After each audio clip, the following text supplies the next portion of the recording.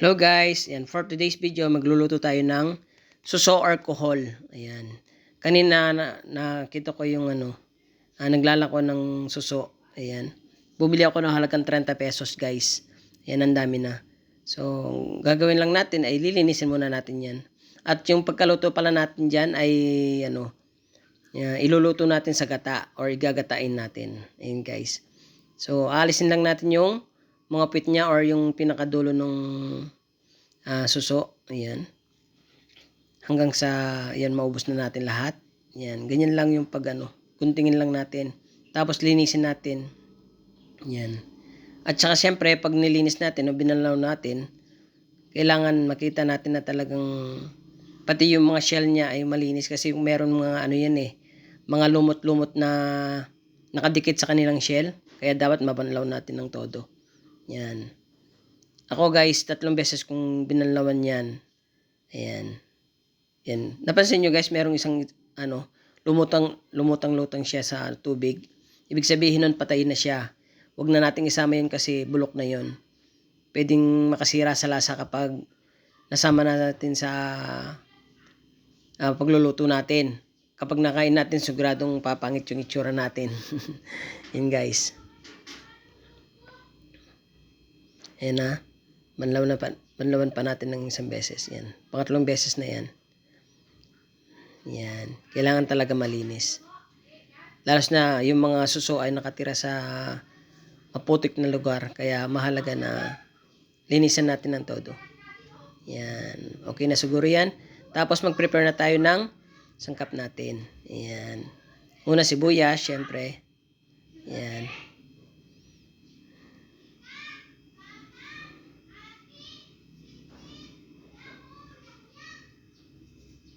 After ng sibuyas, iset aside muna natin yan.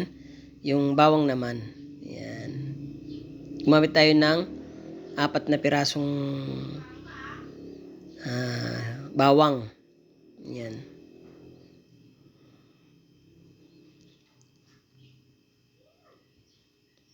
Yan guys.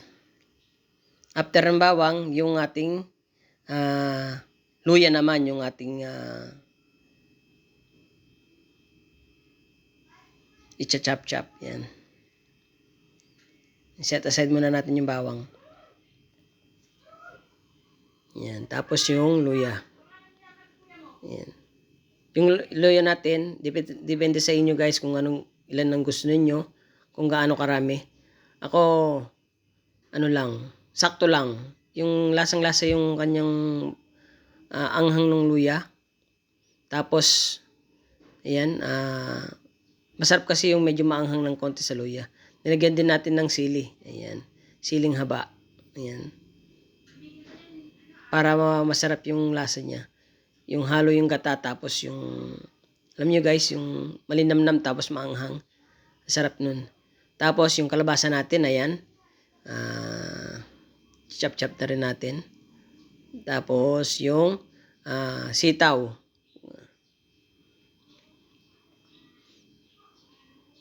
Tsaka nga pala guys, nakalimutan ko palang binidyo yung natin kanina.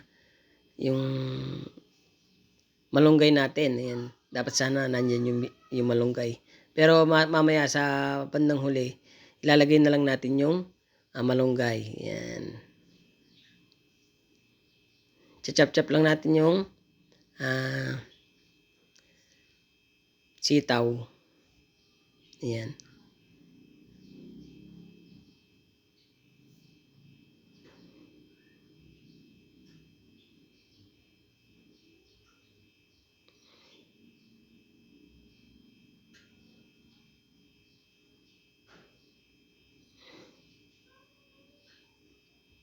Guys, okay na siguro yan. Tapos, yan. Ang gagawin natin, yung gata pala natin. Yan. Ayan yung gata. Yan. Kailangan gatang-gata siya. Yan. Tapos yung paggata ko yan guys, isang beses lang. Nilagyan ko na ng konting tubig. Yung iba kasi hinihiwalay nila yung purong gata o yung kakang gata sabi nila. At saka yung pangalawang gata na meron tubig na. Yan. Ako minsanan na lang. Yan. Pwede naman yung ganun eh. Parehas lang naman na maluluto. Yan. Gagawin natin, manggigisa na tayo. So, lagyan na natin yung mantika. Tapos, yan, yung luya. Yung pagkagayat ko pala sa luya guys, ano siya, medyo pino. Yung iba kasi pahaba na lang. Ako gusto ko yung pa-square siya o cubes.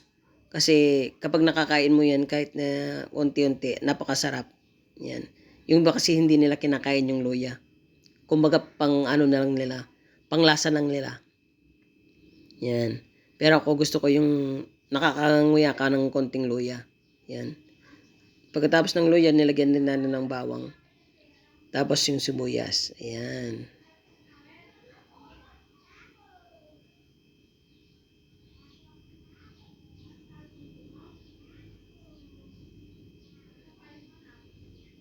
Tsaka masarap sa bawang guys kapag medyo golden brown na yung kulay niya bago natin lagay yung sibuyas. Yung ba kasi mas inauna nila yung sibuyas sa bawang. Ayan. Ako guys, gusto ko yung medyo brown yung yung bawang. Ayan. Tapos yung sili, yun. Sinabay na natin din yung gata. Ayan. Minsanan na lang yung gata natin. Ayan. Tapos lagyan na rin natin yung suso natin or alcohol. Yan. Yung iba nilalagyan pala nilang ng ano din yan. Bagoong alamang. Ayan. Pero tayo dahil wala tayong nabili. So hindi na natin lalagyan. Okay na yun. Kahit asin na lang yan, pwede na. Yan. So ayun na guys, nilagay na natin yung suso natin or alcohol. Pakuluin na lang natin. Ayan.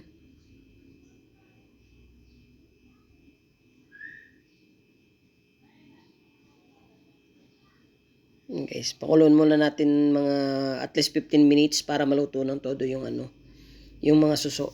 Ayan.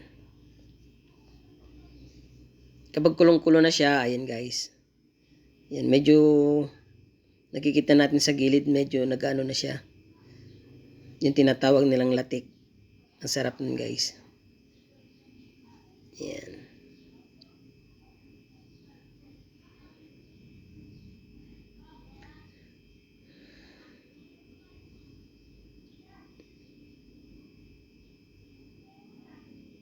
Tapos lagyan natin, sangkapan natin ng asin. Ayan guys.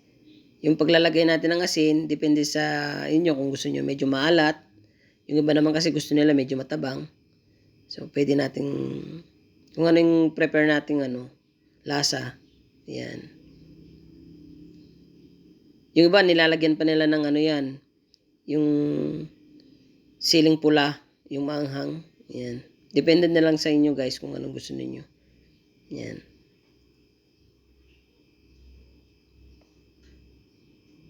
Pagkatapos lagay na natin yung gulay natin. Yan. Pagsabay na rin natin yung sitaw tsaka yung kalabasa natin. Yan. Para sabay na yung maluto. Tapos gusto ko yung lang, hindi siya ganong overcook or gusto ko yung half cook lang siya. Ganun. Medyo matigas pa ng konti yung kalabasa. Yan. So, i-mix lang natin. Tapos, ayan, pakukuluan natin yan. Hanggang sa, yun nga, maluto na yung gulay.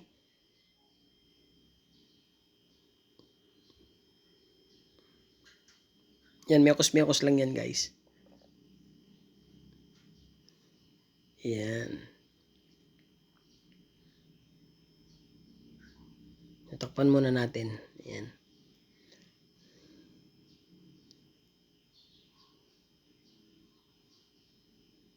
Tapos, ayan, kulong-kulo na. After ilang minuto, yan, luto na yung natin, gulay natin. So, yan. Ang gagawin natin, ay ilalagay na natin yung malunggay natin. Yan, nakalimutan ko yung video kanina. Ayan guys. Tikman muna natin. Kung okay na yung lasa. So, kung okay na, yan. Lagyan na natin yung malunggay.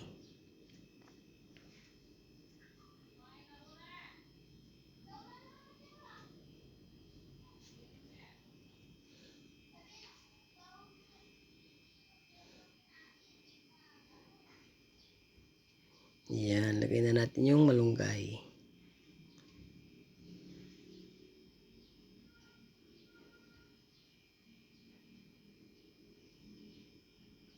Mas maraming malunggay, mas masarap. Mas masustansya guys. Kaya kung mas marami kayong malunggay sa paligid ninyo, ayan, kuha lang kayo ng maraming malunggay. Masustansya yan sa katawan.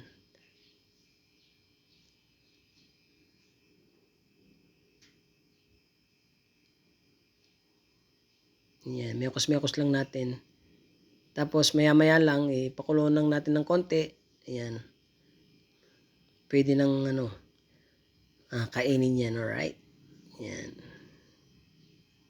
Sa mga bago pa lang sa nakapanood sa mga video natin guys, please paki-follow na lang po yung ating Facebook account. Yan. Tapos i-upload ko din sa aking YouTube channel, JA. Yan. Please paki-follow na lang din po yun.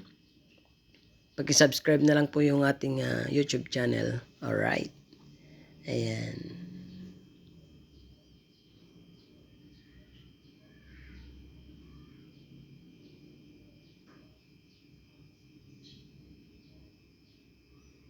Yan guys, sarap. Yan. Tinikman ko dyan kung malambot na yung yung sitaw tsaka yung kalabasa. Ayan. Sarap guys kung medyo pa, yung half cook lang yung medyo matigas pa ng konti yung sitaw tsaka yung kalabasa. Yan. Yung malutong pang kainin. Ang sarap. Yan guys.